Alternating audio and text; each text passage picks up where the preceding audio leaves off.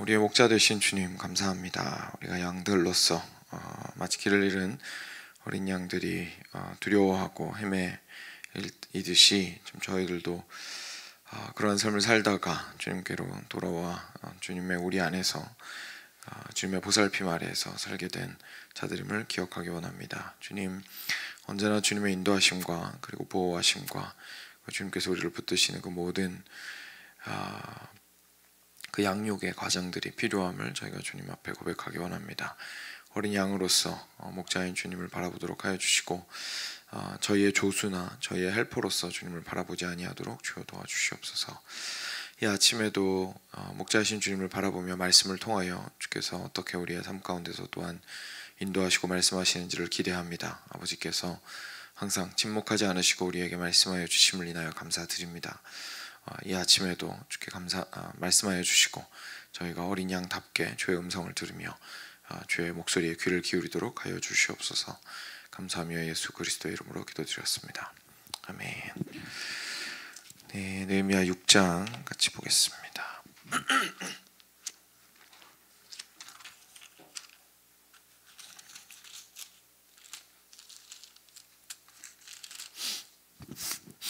네, 느헤미야 6장 1절부터 14절입니다. 같이 교독하겠습니다. 제가 먼저 한 절 읽겠습니다. 산발랏과 도비아와 아라비아 사람 게셈과 그 나머지 우리의 원수들이 내가 성벽을 건축하여 허물어진 틈을 남기지 아니하였다 함을 들었는데 그때는 내가 아직 성문에 문짝을 달지 못한 때였더라. 산발랏과 게셈이 내게 사람을 보내어 이르기를 오라 우리가 오노 평지의 한 촌에서 서로 만나자 하니 실상은 나를 해하고자 함이었더라. 내가 곧 그들에게 사자들을 보내어 이르기를 내가 이제 큰 역사를 하니 내려가지 못하겠노라. 어찌하여 역사를 중지하게 하고 너희에게로 내려가겠느냐 하매 그들이 4번이나 이같이 내게 사람을 보내되 나는 꼭같이 대답하였더니 산발랏이 5번째는 그 종자의 손에 봉하지 않은 편지를 들려 내게 보냈는데 그 글에 이르기를 이방 중에서 소문이 있고 가스무도 말하기를 너와 유다 사람들이 모반하려 하여 성벽을 건축한다 하나니 내가 그 말과 같이 왕이 되려 하는도다. 또 내가 선지자를 세워 예루살렘에서 너를 들어 선전하기를 유다의 왕이 있다 하게 하였으니 지금 이 말이 왕에게 들릴지라.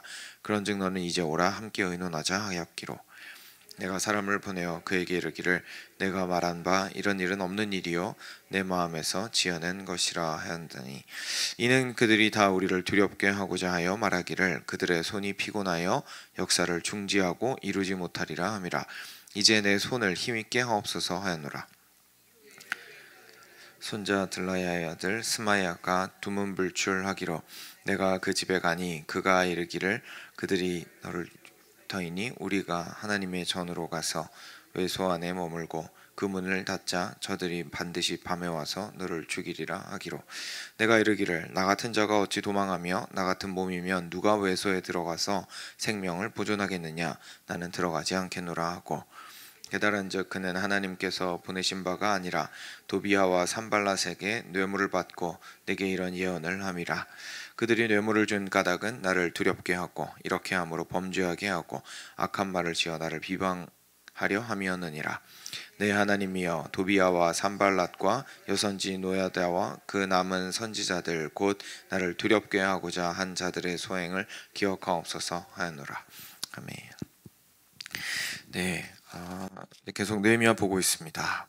느헤미야가 그 성벽을 예루살렘 성벽을 재건을 하면서 중수를 하면서 여러 사람들과 어떤 영역에 어떻게 중수를 하는지에 대해서는 이제 먼저 리스트업을 쫙 해서 사람들의 이름까지 써서 3장에서 설명을 해주었었고 그 이후에 좀 상세하게 건축해 나가면서 어떤 일이 있었는지를 저희한테 말을 해주고 있는데요. 얘기를 해주고 있는데 오늘은 이제 1절에서 보시다시피 이 원수들이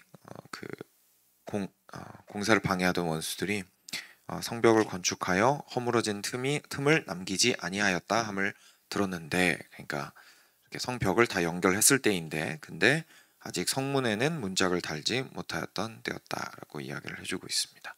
그래서 아직 이제 문은 달기 전이었고 성벽은 상당 부분 공사가 진행이 되어서 이제 성벽을 막 왔다 갔다 할 수는 없는 상황인 거죠. 다 메워가지고 벽의 역할을 어느 정도 할 수 있도록 만들어 놓았기 때문이었습니다. 그래서 틈을 다 메꾼 상태였죠. 근데 그런 상태에서 이제 문만 달면 되는데 굉장히 중요한 일이 남아 있는 건데 산발락과 도비아와 그리고 게셈과 여러 다른 사람들의 그 방해는 여전히 계속되고 있었습니다. 그래서 오늘 크게 두 가지 에피소드를 소개를 합니다. 그래서 그 중에 첫 번째 같이 보겠습니다. 산발락과 게셈이 느헤미야한테 사람을 보냈습니다. 사람을 보내서 우리 오노평지라는 곳에서 만나자라고 이야기를 했었는데 사실은 이제 느헤미야를 해치려고 했던 것임을 느헤미야가 나중에 알게 되었죠. 3절에 보시면 그런데 그런 요청이 왔을 때 느헤미야가 사자를 통해서 자기의 심중을 의중을 전달을 합니다. 자기 마음에 어떻게 생각하는지를 전달을 했습니다.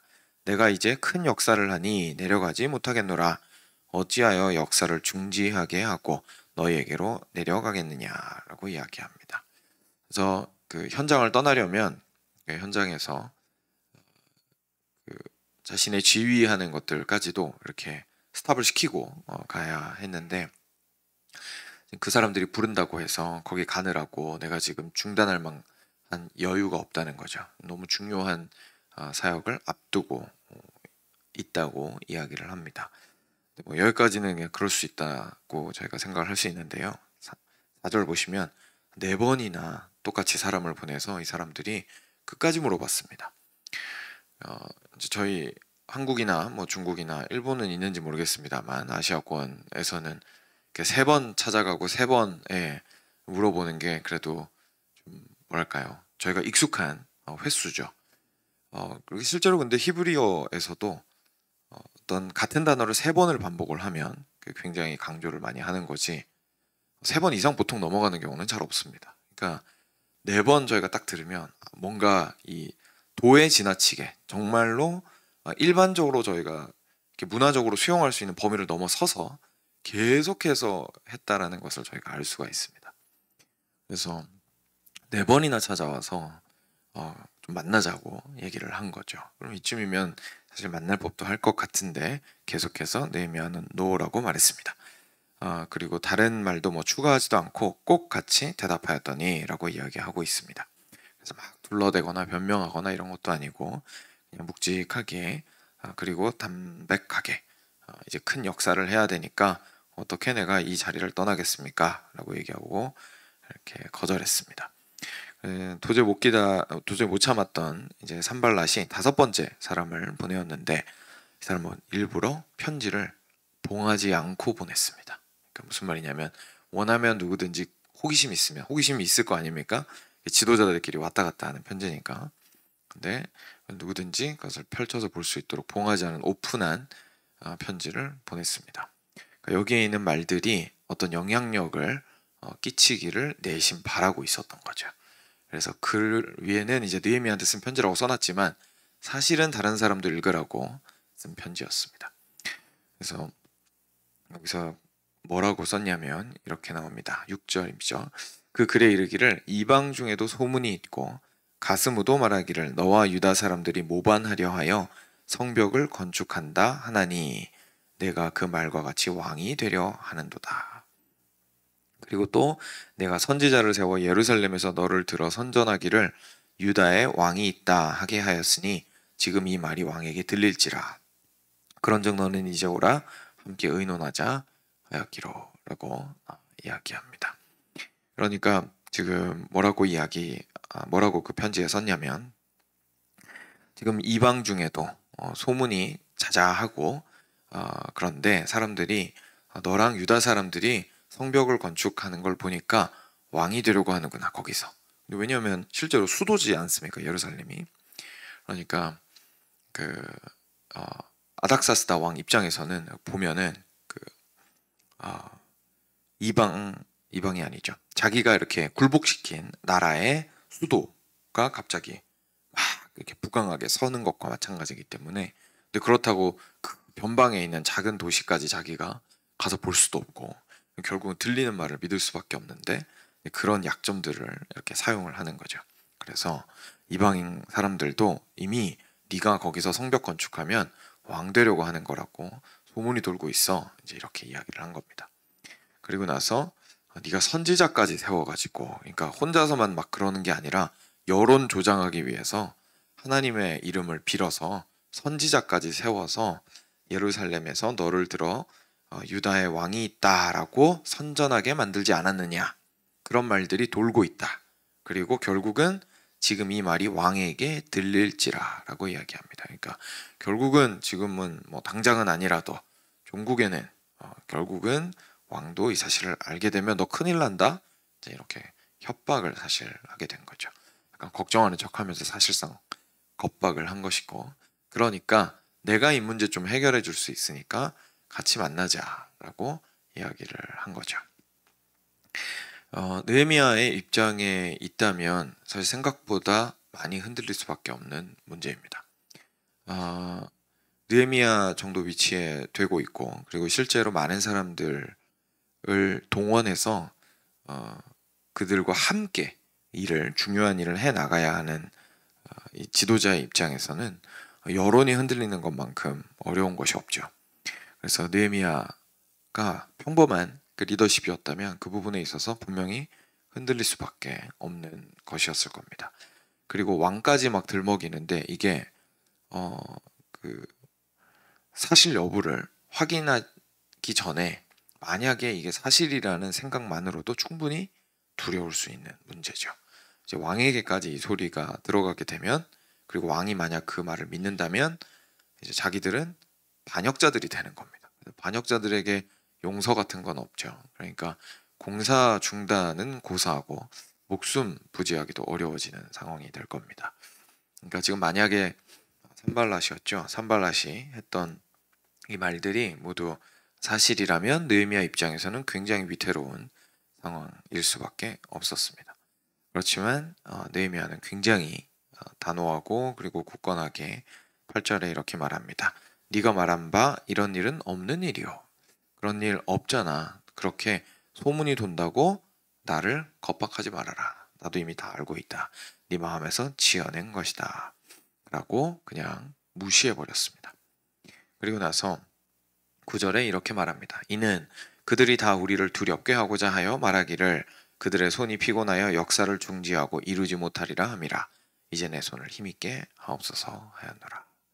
무슨 말이냐면 이런 겁니다. 느헤미야가 지혜롭게 그들의 의중을 간파한 것이죠. 그 산발랏이나 도비아나 이런 사람들이 진짜 원했던 것은 느헤미야를 만나서 대화하는 게 아니었습니다. 그 사람들이 원한 건 뭐였냐면 공사가 딜레이 되는 겁니다. 원하는 게 공사가 딜레이 되는 거였어요. 그 산발랏과 도비아가 하는 말이 거짓말이든 뭐든 상관이 없는 겁니다. 자기 본인들한테는. 그 느헤미야가 공사장을 빠져나와서 자기들이랑 시간을 보내면 거기서 무슨 헛소리를 하든지 간에 여하간의 시간을 지체시킬 수 있죠. 그리고 예루살렘 성벽의 건축을 중수를 막을 수가 있습니다. 그래서 이 이방인들이 원했던 건 그거였습니다. 그러니까 어떻게든 와서 자기들이랑 같이 있으면 작전 성공인 겁니다. 근데 놀랍게도 느헤미야는 무슨 말을 하더라도 자기가 서 있는 곳을 떠나지 않았던 것을 저희가 보게 됩니다. 그 신실함과 충성됨이 그 느헤미야의 지혜와 결합이 되어서 참 좋은 결과를, 끝까지 공사를 완수할 수 있었던 그 결과를 가져왔던 것을 저희가 볼 수가 있습니다. 이것이 이제 첫 번째 이야기고요. 두 번째 이야기도 흥미로운데요. 10절에 있습니다. 여기에 뭐 누군지 저희가 정확하게 알 수는 없지만 일단 이름이 쭉 나옵니다. 무헤다벨의 손자 들라야의 아들 스마야라는 사람이 있었는데 그 밑에 예언을 했다라고 말하는 거 보니까 아마 그 당시 선지자였던 것 같습니다. 이 사람이 들어가서 안 나오는 거예요. 집에 들어가서. 그러니까 선지자면은 와서 막 말도 하고 말씀도 전하고 막 이래야 되는데 두문불출했습니다. 그래서 느헤미야가 걱정돼서 찾아갔습니다. 왜냐하면 앞에 나온 산발랏, 도비아 이런 사람들은, 게셈 이런 사람들은 이방인에다가 이제 대적이라는 것이 확실하잖아요. 누가 보아도 대적이고 뭐 본인들도 알고 있습니다. 막 공개적으로 느헤미야를 대적하는 사람들이었습니다. 근데 스마야는 케이스가 다릅니다. 유대인입니다. 유대인이고 평소에 교제하는 사람입니다. 그리고 심지어 하나님의 뜻을 맡은 자인 것 같아요. 그러니까 이 사람 말씀 전하는 사람인 거죠. 그러니까 느헤미야가 걱정이 돼서 이제 찾아간 겁니다. 근데 갔더니 스마야가 이렇게 말했습니다. 그 사람들이 너 느헤미야 당신을 죽이러 올 것 같습니다. 죽이러 올 겁니다. 그러니까 우리가 하나님의 전으로 가서 외소 안에 머물고, 그러니까 당연히 안으로 들어갈 수는, 완전 지성소로 들어갈 수는 없잖아요. 근데 대신에 성소 같은 경우에는 이방인들은 들어올 수가 없으니까 외소로 들어가서 우리가 쉽시다, 숨어 있읍시다 라고 그 성소에 대해서 이야기를 하게 되었습니다. 그래서 그 문을 닫으면 그 사람들이 밤에 와서 너를 죽이려고 하겠지만 그 작전이 실패할 거다라는 의미로 막 이야기를 한 거죠. 그랬더니 느헤미야가 이렇게 말했습니다. 나 같은 자가 어찌 도망하며 나 같은 몸이면 누가 외소에 들어가서 생명을 보존하겠느냐. 나는 들어가지 않겠노라 라고 이야기합니다. 그러니까 느헤미야가 아니 내가 뭐 그렇게까지 도망할 건 아닌 것 같고, 그리고 특히나 성전을 도피처로 활용해서 외소까지 가가지고 내가 거기에서 몸을 숨길 문제는 아닌 것 같다 라고 또 단칼에 거절합니다. 그리고 12절에 보면 느헤미야가 또 지혜롭게 그 스마야의 마음을 간파하게 되었습니다. 깨달은즉 그는 하나님께서 보내신 바가 아니라 도비아와 산발랏에게 뇌물을 받고 내게 이런 예언을 함이라. 그들이 뇌물을 준 까닭은 나를 두렵게 하고 이렇게 함으로 범죄하게 하고 악한 말을 지어 나를 비방하려 함이었느니라. 그래서 그 뜻을 다 파악을 하고 피한 것을 보게 됩니다. 마지막에도 또 기도합니다. 네, 하나님이여 도비아와 산발락과 누군지 모르지만 다른 사람 이름이 나오는데요. 여선지 노아디아와 남은 선지자들 곧 나를 두렵게 하고자 한 자들의 소행을 기억하옵소서라고 하였습니다. 여기에 나온 이 두 번째 에피소드 역시 느헤미야에게 있었던 그 어려움들을 느헤미야가 어떻게 하나님의 사람으로서 그리고 리더로서 그리고 성도로서 이겨내었는지를 저희가 보게 되는 그런 부분입니다. 여기에서 그 느헤미야가 어떻게 반응했는지가 저희한테는 굉장히 중요한데요. 11절에 보시면 나 같은 자가 어찌 도망하며 나 같은 몸이면 누가 외소에 들어가서 생명을 보존하겠느냐, 이제 이렇게 이야기를 합니다. 여기서 스마야라는 사람이 아버지 이름이 들라야라고 나오는데요. 이 이름이 역대상에 한번 나오거든요. 근데 만약에 그 사람이 이 사람이면 이제 알 수는 없는데, 만약에 그 사람이 이 사람이면 역대상에 나오는 그 들라야는 제사장이었습니다. 그래서 제사장 리스트에 그 들라야라는 이름이 나오거든요. 그리고 이제 스마야 같은 경우에는 레위인이 되는 거고, 그리고 그 성전 관련 일을 했기 때문에 성전에 들어갈 수 있는 사람이었죠. 그렇지만 느헤미야는 아니었습니다. 그죠? 그 느헤미야가 지금 현재 두 가지 측면에서 굉장히 확고하게 자신의 입장을 정리하고 있습니다. 첫 번째는 저 공사해야 됩니다. 나 이거 포기 못합니다. 그죠? 이게 첫 번째고요. 그리고 두 번째는 하나님께서 이미 말씀하신 바대로 들어갈 수 있는 사람이 따로 있는데 내가 내 목숨 부지하자고 하나님께서 들어갈 수 있는 사람만 들어갈 수 있다고 말한 그 공간에 내가 들어가서 피할 수는 없습니다 라고 이야기한 것입니다. 여기에서 우리가 이런 하나님의 뜻을 따라서 행하고 있을 때에 외부에서 오는 비난이나 공격이나, 그리고 오늘 케이스 같은 경우에는 두 가지 모두 다 느헤미야 본인의 표현대로 두렵게 하려고, 그죠? 두려워서 흔들려고 하는 모든 그 일들에 대해서 우리가 어떻게 대처를 해야 하는지 큰 지혜를 얻게 됩니다.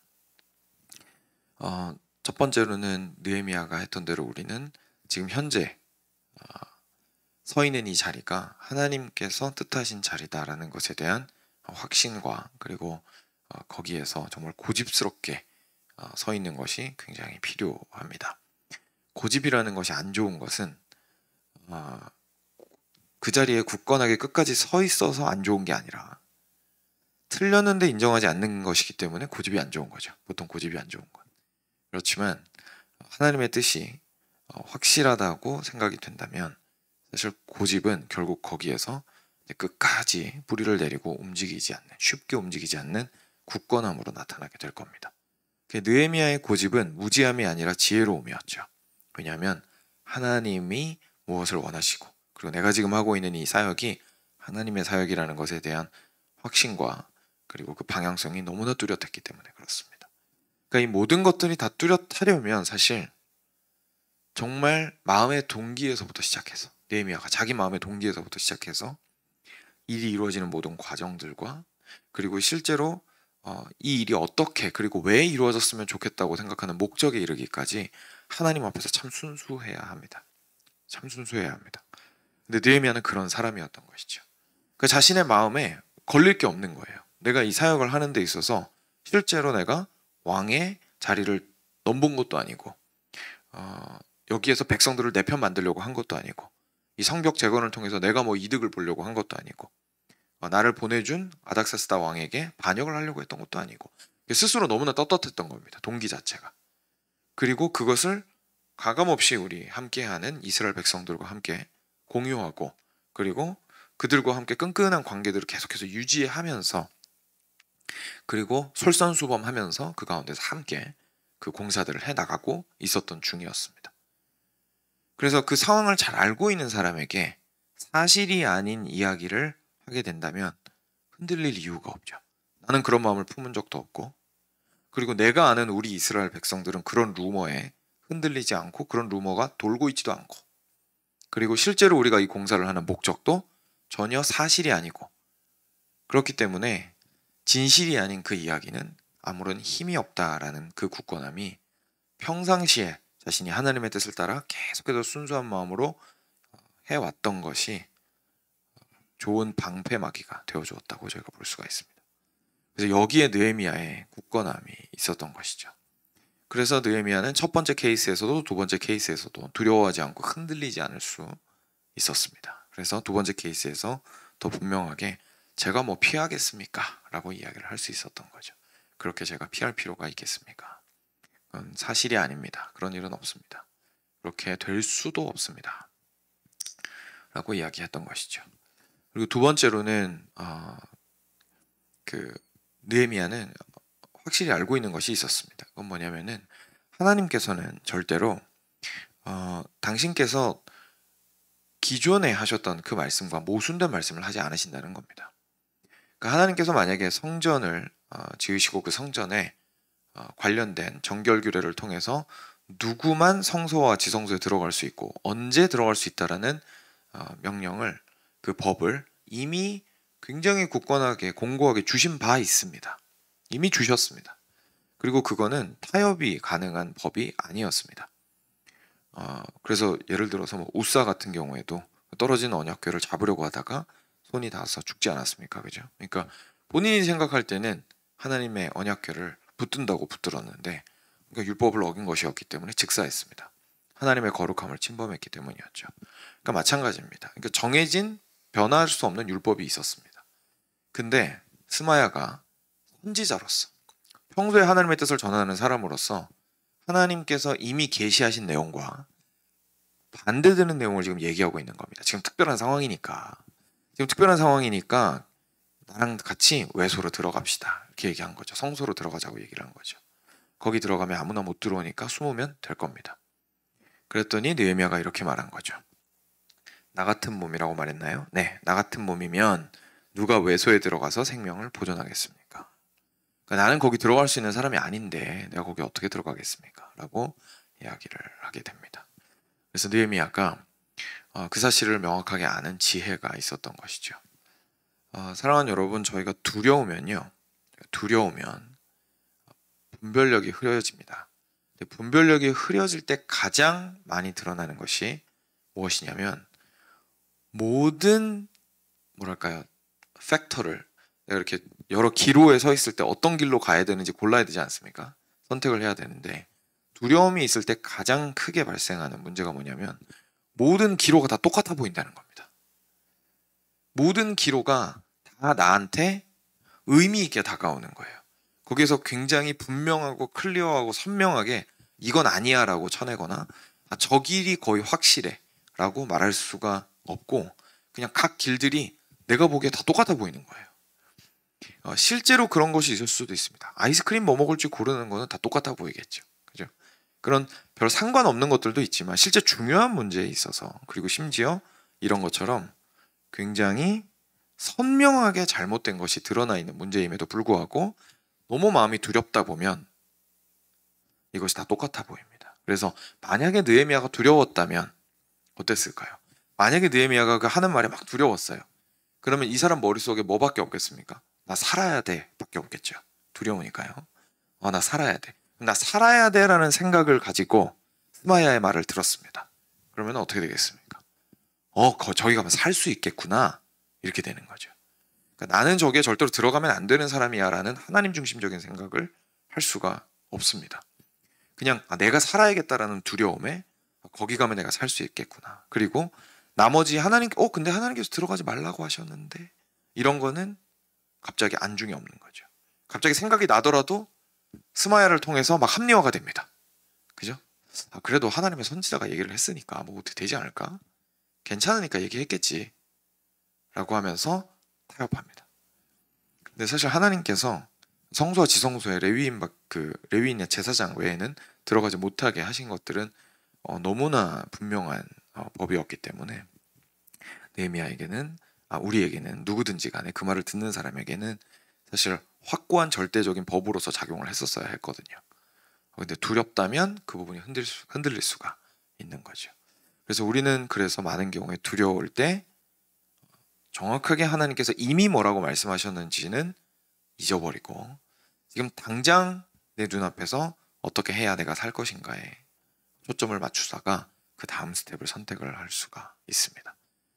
그리고 그 다음 스텝은 사실 바닥이 단단한 바닥이 아니라 깨질 유리창이라는 것을 저희가 경험을 통해서도 알 수 있고, 이런 성경 말씀과 그리고 다른 사람들의 이야기를 통해서도, 역사를 통해서도 충분히 알 수 있는 부분입니다. 그래서 저희가 느헤미야와 같은 그러한 지혜와 굳건함이 무엇보다도 필요하게 되죠. 그래서 마지막으로 느헤미야가 그렇게 두려움 없이 굳건할 수 있고 지혜롭고 또렷하게 상황 판단을 할 수 있었던 가장 큰 이유는 그가 기도하는 사람이었다라는 데서 저희가 찾아볼 수 있는 것 같습니다. 그래서 앞에서도 저희가 계속 짧게 느헤미야가 기도한 모습들이 나왔는데, 오늘도 역시 두 번 다 등장을 합니다.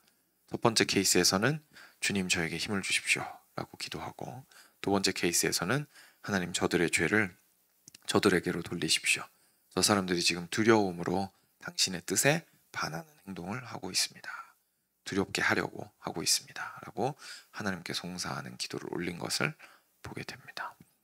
사랑하는 여러분, 저희가 개인의 삶을 살아가든 가정을 이끌어가든 교회나 또는 사업장이나 어느 정도 책임을 져야 하는 공동체에서의 영향력을 저희가 행사를 하든 무엇이든 간에 저희가 두려워해서는 어떤 것도 올바르게 할 수가 없습니다. 우리가 오직 두려워할 분은 하나님밖에 없고, 그랬을 때에 지금 현재 당장 나에게 미치는 어려움들이 여전히 어려움으로 다가올 수는 있으나 거기에서 쉽게 흔들리지 않고 선명하고 또렷하게 다음 스텝을 밟을 수 있을 것입니다. 그것을 저희가 기대하면서 오늘 주신 말씀을 가지고 주님께 기도로 나아가도록 하겠습니다.